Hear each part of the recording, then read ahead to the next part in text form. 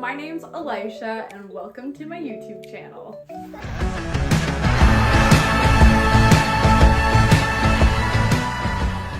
I just need to start blabbing. And that usually comes pretty easy for me. I don't know why it's so hard to blab as soon as I'm stationary in front of the camera. What's been going on with me recently? You know how they say when it rains, it pours? We just came home from a trip to Peru. My dog had to go to the emergency animal hospital because she ate an entire bottle of her allergy pills. Then my car had its check engine light come on and I had to go in and do a $500 exhaust leak repair. And then just yesterday, somebody hit my parked car and completely damaged my doors, my wheel, my front. My poor Toyota is completely smashed up. And for some reason, I'm smiling about it. I'm calm, cool, and collected. This is something that has never happened to me before, where I've been able to stay so level-headed about so many negative incidences. It's been one of my goals this year to be non-reactive, or to be a lot less reactive. So before my trip to Peru, I was so stressed out. I almost didn't go on the trip because the dog, the cat, the bird, my work, this and that, and just everything felt like too much for me to navigate. And since coming back from my trip to Peru, I have just been so level-headed, so clear. I've realized how much power I actually have in handling the things that life throws at me. We all go through moments where we're like, yeah, I really would rather not be doing that right now. I can say that the biggest change since going on this big trip has been my perspective. That is the only thing that's changed. I know that I am supported, I am loved, I have people I can count on. If I were really to be in a pickle or serious trouble, I know that we have the ability to do that. So why am I freaking out every time a negative financial surprise happens? It's almost like the anxiety of the things happening is worse than the actual taking care of the aftermath. The biggest change here has been my perspective. I'm like, okay, everything that comes and hits me by surprise, I'm like, I got this. I'm in this, I got this type of energy. No matter what's being rolled my way, I got this. That's my new mantra right now. Fast forward to today. Why am I so out of breath?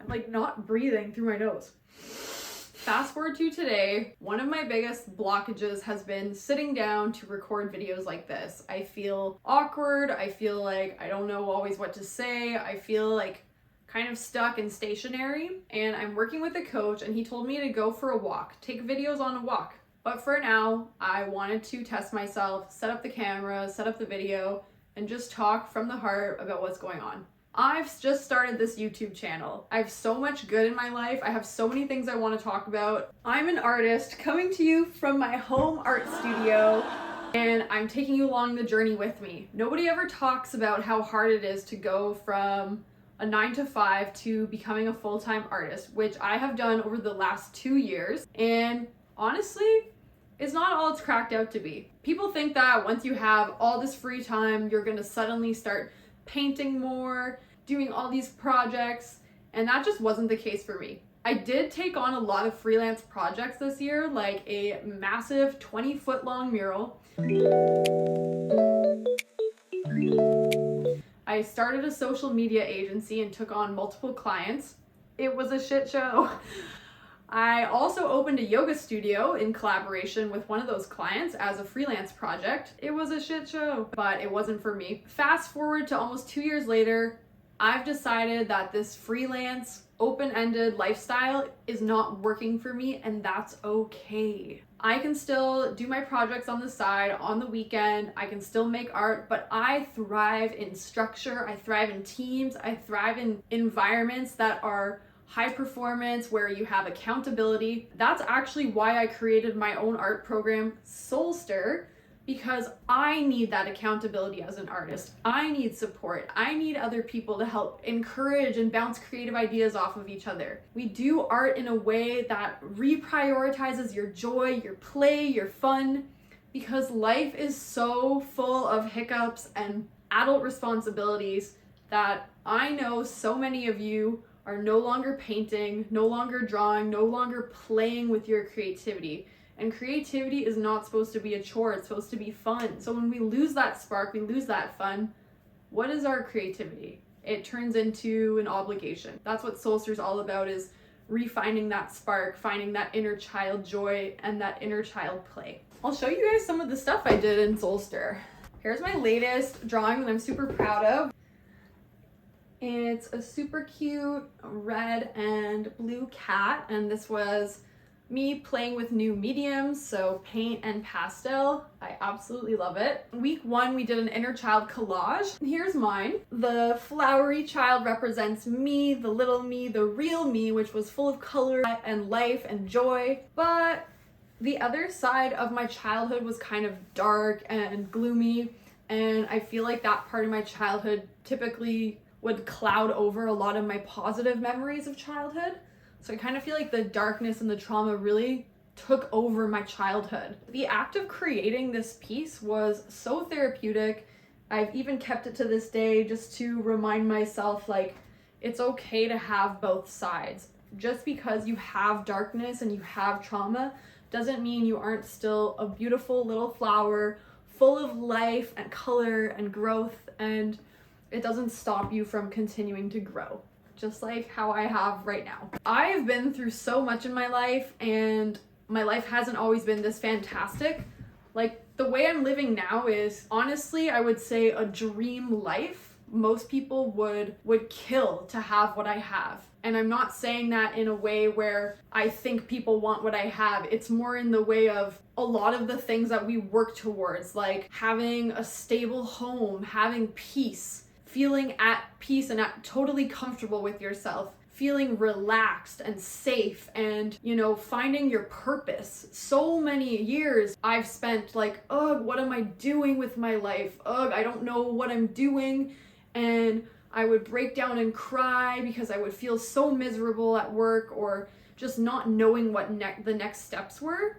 And now I'm like, I'm crystal clear on what those steps are. And it is always to serve my purpose, which is helping others heal just like I have. Finding a purpose has been one of the biggest transformations in my life. And it's not to say that you don't have a purpose, so you're not there yet. It's really hard, especially as an ADHDer, because I like so many different things. I'm like, oh, maybe I could become a dog trainer. Oh, I'll do this. Oh, I'm a muralist now. Oh, I'm selling my art online.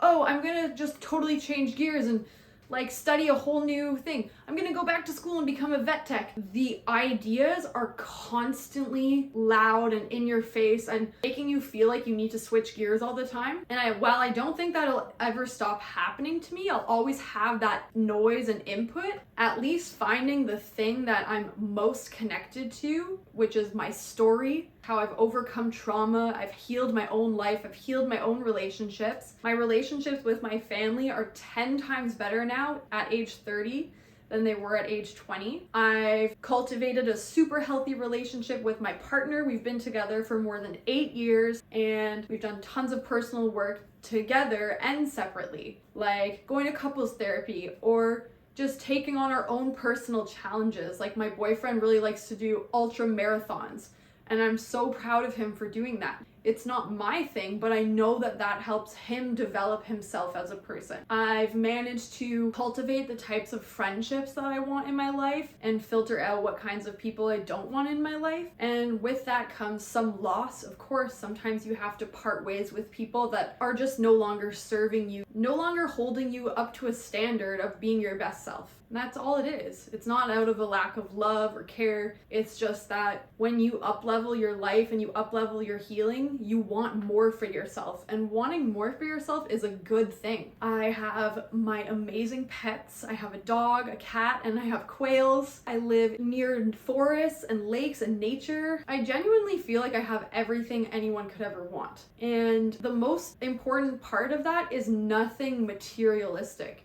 Everything has to do with how I've been able to change my ways of thinking, change my mindset, change my ability to process difficult situations like conflict, for example. Conflicts arise with friends, and I need to be able to navigate that in a way where it's like learning about boundaries, learning about hearing other people out and meeting their needs and still getting your needs met. We all need to be empathetic towards each other. And that takes a lot. It's a lot to learn. And I'm 30 years old and I'm still learning every single day. The most important thing I'm here to say is I've struggled myself. I severely battled addiction for a period of over 10 years. And now I'm on the other side of that. I found my sober lifestyle. I've been able to find all of the communities and the places where I feel like I belong. I found my peace, my joy. I love being at home. I love my solo time. I love being a homebody. I love being creative. I truly value that creative time for me. I've learned how to prioritize myself, such as staying home to listen to podcasts or draw in my art studio and paint or research subjects that I'm passionate about. If I don't take that time to deep dive into subjects that I'm passionate about, I feel like this itch that I can't scratch. I love to learn. I'm a student of life. And if you're not taking time out of your personal time to be a student of your passions and a student of life, you're really, really missing out. So learning how to say no to everyone else sometimes, to say yes to yourself, has probably been one of my biggest life lessons. And something that I encourage other people to do so severely. Saying yes in general to things that truly light you up is one of the best ways to follow your heart, to follow your purpose. And sometimes it can get muddy. Like maybe you think you want to do something and you say yes, and then while you're doing it, it starts getting really, really hard. Like, for example, when I wanted to start a social media agency, I said yes to all these things. And then it got really, really hard and I was like, I am not liking this anymore. And that's okay. Take that change of idea as feedback, as input, as data. It's okay to change your mind. One thing that I'm definitely not changing my mind on is Soulstir, my art course. This is something that took me 1.5 years to build. I'm so freaking proud of it. I put my heart and soul into this program, and it's designed to really help you with your own creativity, your own spark. I highly recommend just doing it. It's 8 weeks of your life, once a week, to really dedicate yourself back to art making, back to play, back to joy. This channel is going to be a little bit of everything. I'm going to share my stories, vlog, lifestyle, all the things. So follow me along for the journey. And if you've stayed this far in the video, thank you so much for watching. It's so good to meet you. I'm like one of the most personable people I know. So leave me a comment. I will write back to you. I want to get to know you. What do you want to see? What do you want to know? I'm going to try my best to see how I can grow this thing. I started 3 days ago with 3 subscribers. I'm already at 6 subscribers, so I doubled my audience. I'm definitely going to be sharing with you my mindset tricks and tips, my lifestyle, anything that comes up. I want to be able to help others and inspire. So thank you for being here.